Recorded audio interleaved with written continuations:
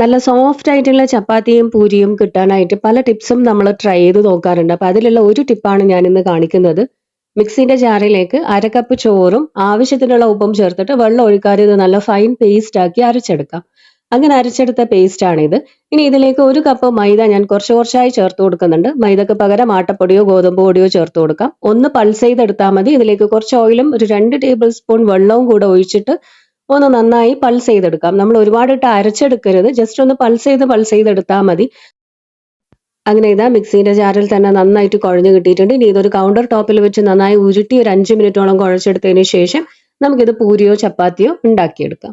നല്ല സോഫ്റ്റ് ആയിരിക്കും.